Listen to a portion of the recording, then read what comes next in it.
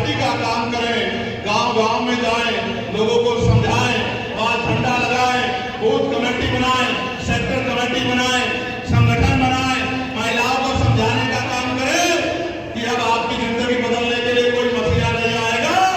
बाबा साहब अम्बेडकर आपको रास्ता देके गए हैं, अपनी वोट से ताकत बना लो और अपनी गुलामी की बेड़ियों को काट कर फेंक दो जब तक आप ये समझाने का काम नहीं करोगे। क्योंकि आप जानते हो नहीं जानते हो, मैं तो सब जगह नहीं जा सकता हूँ ना, मैं सब जगह जा सकता हूँ क्या?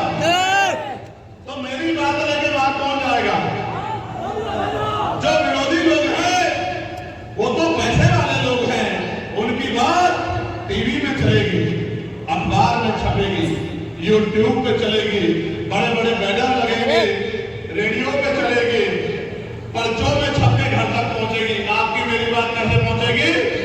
जब हम गरीब के बच्चे घर घर जाके लोगों को समझाने का काम करें। आप ये बताओ ईमानदारी से और सच्चे मन से बताना, आप ये मानते हो नहीं मानते हो कि जब हमारा भाई, हमारी पार्टी, हमारा संगठन सत्ता में आएगा तो हमें बेरोजगारी का दंश नहीं झेलना पड़ेगा? बताओ कितने लोग मानते हैं इस बात को? तो ये बताओ ना, ये भूख, परेशानी, गरीबी, लाचारी की जिंदगी अच्छी लग रही है? दोबारा पूछ रहा हूं, ऐसे नहीं, जोर से बताओ।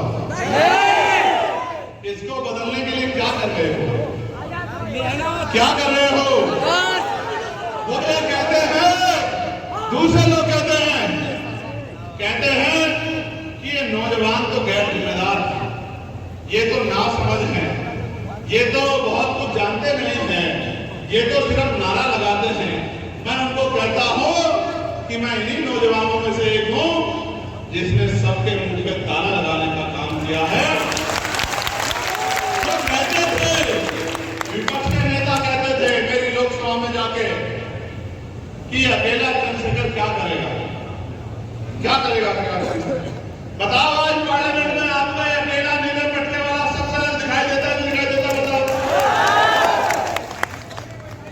जो लोग कल तक ये कहते थे कि ये नीले पटके वाले, जयदीप वाले कौन है, वो बड़ी बड़ी पार्टियों में लोग भी नीला पटका घूमते हैं नहीं घूमते हैं?